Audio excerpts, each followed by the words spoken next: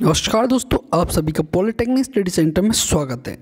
दोस्तों आज हम इस वीडियो में यूपी पॉलिटेक्निक एंट्री एग्ज़ाम 2021 के लिए डिस्कस करेंगे ग्रुप ए की फुल डिटेल्स। ग्रुप ए की फुल डिटेल्स हम डिस्कस करेंगे कि आपको एलिजिबिलिटी क्या चाहिए, ये कोर्स कितने ईयर का होता है, इस कोर्स को करने के बाद आपके आगे की फील्ड्स कैसी रहेंगी, पॉपुलर कोर्सेज कौन से हैं और कुछ अन्य बातें। तो चलिए स्टार्ट करते हैं दोस्तों वीडियो।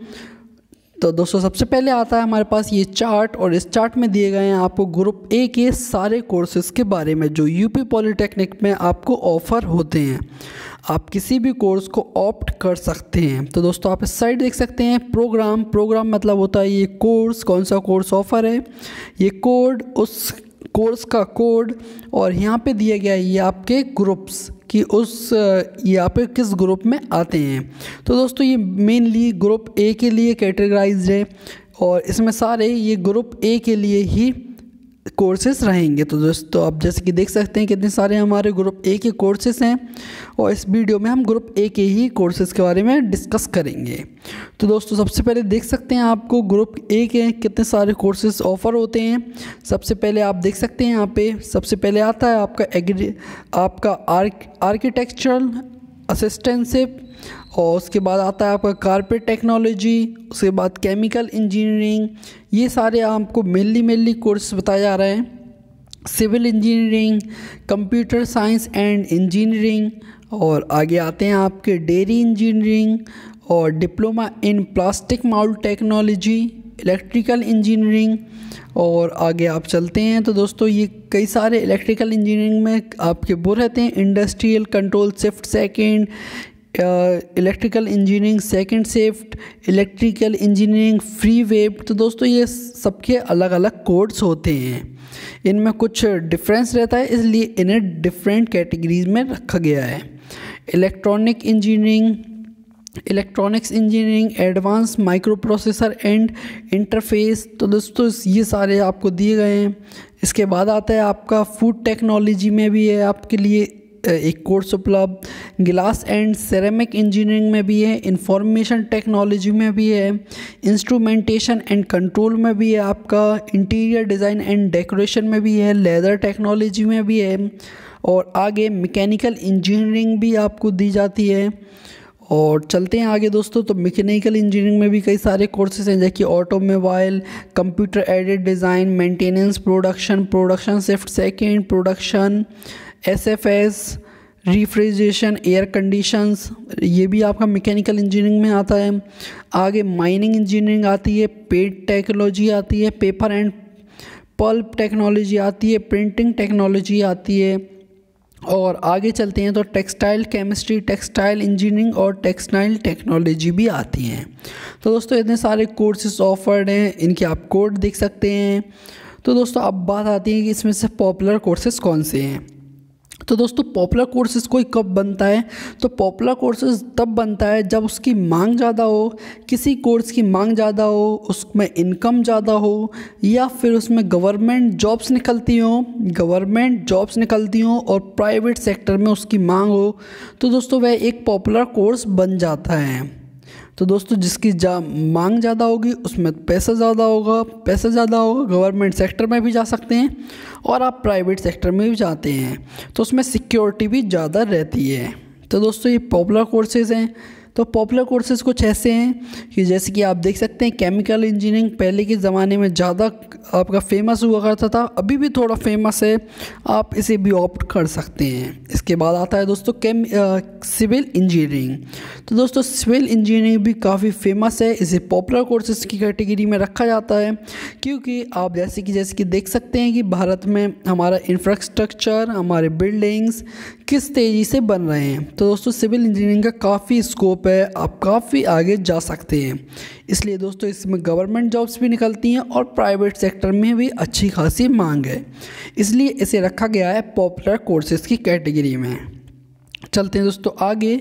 अब आता है दोस्तों next computer science and engineering. तो दोस्तों इसकी भी काफ़ी मांग है, क्योंकि जैसे कि आप देख सकते हैं हमारा 2021 आने वाला है, और 2021 और आगे जाने वाले ईयर्स में हमारी जो इंजीनियरिंग, कंप्यूटर साइंस और ये टेक्नोलॉजी है वो काफ़ी बढ़ रही है। इसलिए दोस्तों हमारे सब कंप्यूटर बेस्ड काम होते जा रहे हैं। आप देख सकते हैं आपके लॉकडाउन में, ये जो लॉकडाउन लगा था तो वहाँ पे सारे काम बंद हो चुके थे, पर दोस्तों जो हमारे कंप्यूटर पे काम हो सकते थे वह सारे चलते रहे। इसलिए दोस्तों कंप्यूटर इंजीनियरिंग का भी काफ़ी अच्छा स्कोप माना जाता है, और ये ट्रेंड है कि कंप्यूटर साइंस इंजीनियरिंग सबसे आगे निकल जाएगा, सबसे पॉपुलर कोर्स माना जाएगा कुछ ही वर्षों में। तो दोस्तों आप इसे भी ऑप्ट कर सकते हैं। आगे आता है दोस्तों आपका इलेक्ट्रिकल इंजीनियरिंग।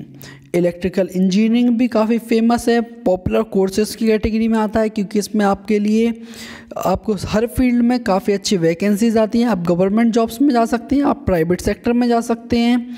और दोस्तों जिसे आप देख सकते हैं इंडिया में किस प्रकार से इंफ्रास्ट्रक्चर बन रहा है, तो उसमें भी इलेक्ट्रिकल अप्लायंसेस और उनकी कनेक्शन की ज़रूरत होती है काफ़ी लार्ज स्केल में। इसलिए इलेक्ट्रिकल इंजीनियरिंग भी काफ़ी पॉपुलर कोर्स है, उसमें गवर्नमेंट जॉब्स की भी अच्छी खासी संभावना रहती है।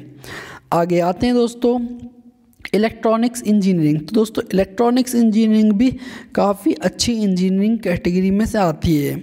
ये पॉपुलर कोर्सेज की कैटेगरी में आती है, पर दोस्तों बिलो पॉपुलर में भी रहती है, क्योंकि इसका प्रचलन धीमे धीमे कम होता जा रहा है। इलेक्ट्रॉनिक्स इंजीनियरिंग अब धीमे धीमे कम होती जा रही है। क्यों कम होती जा रही है? क्योंकि अब मशीनरी से काम कराया जाता है, तो इलेक्ट्रॉनिक्स के सारे जो भी कंपोनेंट्स वगैरह रहते हैं वह सारे हमारे मशीन से ही डेवलप किए जाते हैं और लार्ज स्केल में डेवलप किए जाते हैं। इसलिए हमारे जो ह्यूमन वर्क रहता है वह कम होता है, और इसलिए इसमें वैकेंसी कम आती हैं, इसलिए स्कोप कम होता जा रहा है। तो पर दोस्तों आपके पास इच्छा है, आप इलेक्ट्रॉनिक्स इंजीनियरिंग में जाना चाहते हैं तो आप जा सकते हैं, अभी भी इसमें काफ़ी अच्छा स्कोप है माना जाता है। आगे आते हैं दोस्तों, और इसके बाद आता है आपका नेक्स्ट मैकेनिकल इंजीनियरिंग। दोस्तों मैकेनिकल इंजीनियरिंग का भी अच्छा खासा स्कोप है, पॉपुलर कोर्सेज की कैटेगरी में रखा जाता है इसे। ये काफ़ी समय से पॉपुलर कैटेगरी में है, क्योंकि मैकेनिकल वर्क हमें हमेशा चाहिए होता है, और मैकेनिकल वर्क को काम कराने के लिए हमें चाहिए पड़ता है ह्यूमन वर्क। तो ह्यूमन को समझ होनी चाहिए कि मैकेनिकल से कैसे काम कराना है, मैकेनिकल पार्ट से कैसे काम कराना है, कैसे फिक्स करना है। इसलिए लार्ज स्केल में ह्यूमन वर्क की ज़रूरत होती है, और इसलिए आपका मैकेनिकल इंजीनियरिंग में भी अच्छा खासा स्कोप है। इसमें आप गवर्नमेंट जॉब्स भी ले सकते हैं, आप प्राइवेट सेक्टर में भी जा सकते हैं, और दोस्तों ये लार्ज स्केल में और लंबे समय तक ये चलने वाले हमारी इंजीनियरिंग मानी जाती है। तो इसका भी अच्छा खासा स्कोप है मैकेनिकल इंजीनियरिंग। तो दोस्तों ये कुछ थे हमारे पॉपुलर कोर्सेज। पर दोस्तों आप अगर अन्य किसी फील्ड में, अन्य किसी कैटेगरी में जाना चाहते हैं तो आप जा सकते हैं, क्योंकि जहाँ पर भी हमारी इच्छा होगी हम वहाँ पर ही अच्छा खासा इनकम कर सकते हैं, क्योंकि जहाँ पर हम इच्छा रहेगी वहाँ पे हम खुश रहेंगे काम करते हुए, और जहाँ पे हम खुश रहेंगे वहाँ पे हम अच्छा से अच्छा काम करके दे सकते हैं। इसलिए दोस्तों आप पॉपुलर कोर्सेज की तरफ ना जाएं, आप अपना देखें कि आपको किस फील्ड में जाना पसंद है, आपको किस फील्ड में काम करना पसंद है, आप उसी फील्ड में जाएं, चाहे वह पॉपुलर कोर्सेज में हो या नॉन पॉपुलर कोर्सेज में हो। पर दोस्तों मन की फील्ड लेना सबसे ज़्यादा ज़रूरी है, क्योंकि मन की फील्ड मिल गई तो हम किसी भी फील्ड में अच्छा इनकम कर सकते हैं, क्योंकि इनकम सभी फील्ड में है।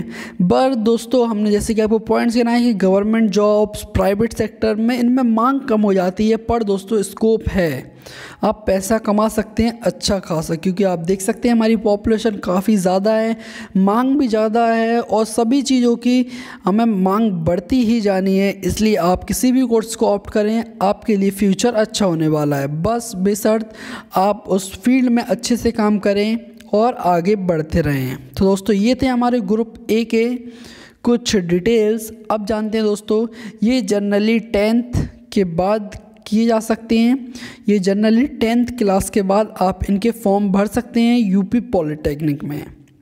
इनकी एज लिमिट होती है 14 ईयर कि आप 14 ईयर के हो गए हैं या आप उससे ऊपर हैं तो आप इनके फॉर्म भर सकते हैं। बस दोस्तों यही आपकी एलिजिबिलिटी रहती है और आपको 10th क्लास में मिनिमम 35% होना ही चाहिए। 35% से ऊपर होना चाहिए। किसी में और कुछ कैटेगरी मानी गई है वो अलग कैटेगरी में रख दिए गए हैं, पर दोस्तों जनरली 35% 10th क्लास और 14 ईयर से ऊपर हैं तो आप इनके कोर्सेज़ के अप्लाई कर सकते हैं। तो दोस्तों ये थी एलिजिबिलिटी और आगे स्कोप सभी कोर्सेज़ का है। आप किसी भी कोर्स को ऑप्ट करें, इच्छा से ऑप्ट करें, आप बड़े ही आगे जाएंगे।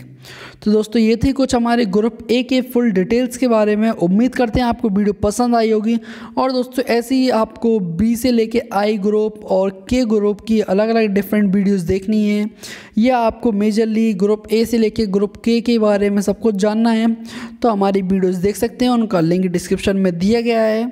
और उम्मीद करते हैं आपको वीडियो पसंद आई होगी, हेल्पफुल रहे तो वीडियो को लाइक करना ना भूलें। और जय हिंद, जय भारत।